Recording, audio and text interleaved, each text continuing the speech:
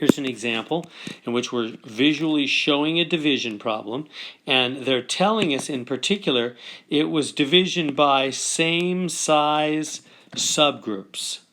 So remember, there's two ways that we look at division. We look at division number one as repeated subtraction. Like division can be thought of as repeatedly subtracting. Or number two, same size groups. So they're telling us this is same size subgroups. So what does that mean? Well, first off, let's just count how many we have here.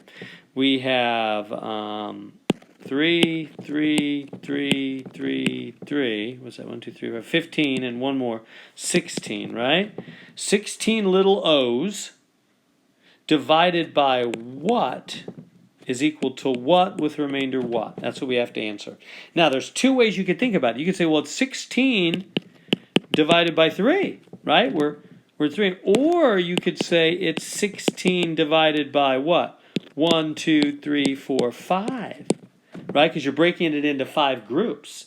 So you can say divide by 3. Is this a division problem demonstrating, showing 16 divided by 3 because we're taking away 3 every time?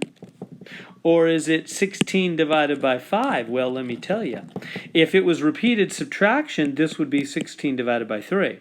Because you would be repeatedly subtracting 3 every time. That's not what we're told here. They're saying this is same size groups. So that's 16 divided by 5 because there's 5 groups. Oops. 5 groups, right? This is group number 1, group number 2, group number 3, group number 4, and group number 5. So there's 5 groups. So you see, and they told me think about it like groups. Don't think about it like repeated subtraction. So this very same picture could be thought of either of those two ways. And by the way, both those, let me just leave it at that. It's a division problem.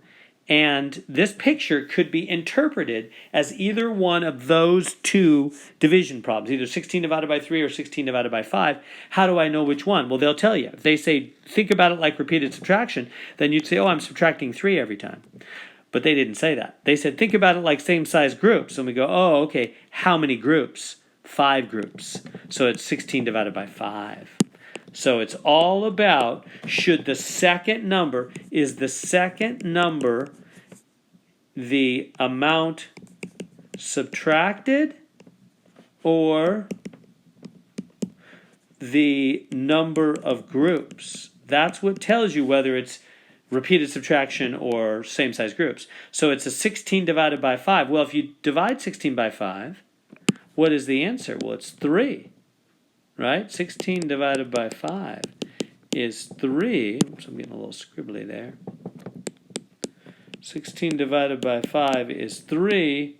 Remainder, right there, remainder of 1, isn't it?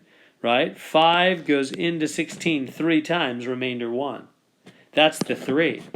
Right? If you take 16 little zeros and you say, I'm going to divide it into 5 groups, right? That's the number of groups. How do I know? They said same size groups. So if you're going to take 16 little O's and divide it into 5 groups, you're going to have 3 in each group, and you're going to have a remainder of 1 at the end. So it's all about what they say right here. You've got to focus in. That directs everything else. Did they say, think about this like repeated subtraction or same size groups?